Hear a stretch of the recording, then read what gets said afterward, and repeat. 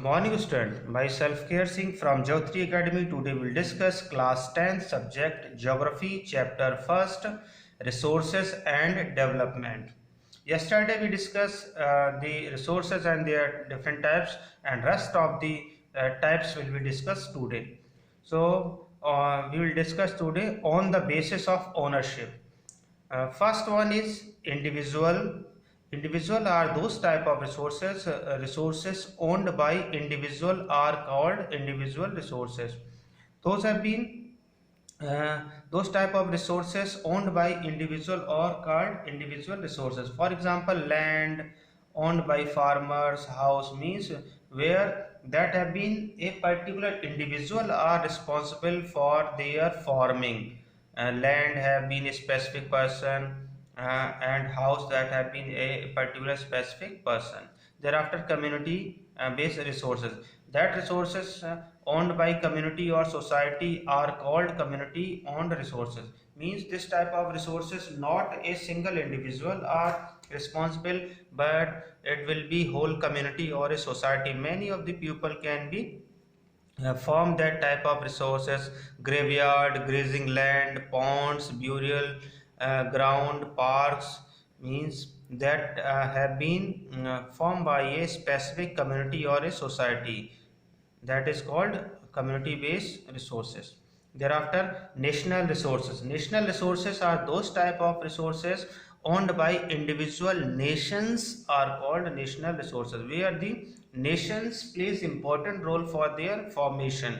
That is called national resources. For example, government lands, roads, canals, railways that have been where the particular government have been involved in that particular process will be completed. Thereafter, international resources. In international resources are those type of resources that have been regulated by international body or called international resources. Here the international bodies play an important role for their formation, and international rules and regulation also fulfill the, for example, ocean and sea beyond 200 kilometer of the exclusive economic zone is called open sea or ocean. Means where if international body cannot be permit for that particular resources, thereafter you cannot take the actions. Thereafter, on the basis of the status of development, it will be two type: potential resources and developed resources. So potential resources which are found in a particular region but not yet used properly. Means potential resources are those type of resources those have been present in a particular area, but it cannot used at right now. It will be consumed, it will be utilized at after a specific time period, or in future you will take the benefit of that particular resources. So this type of resources is called potential resources. For example, Rajasthan and Gujarat receive solar and wind energy. They have a very big plant of solar and wind energy in Rajasthan and Gujarat. So that type of that is the example of potential resources.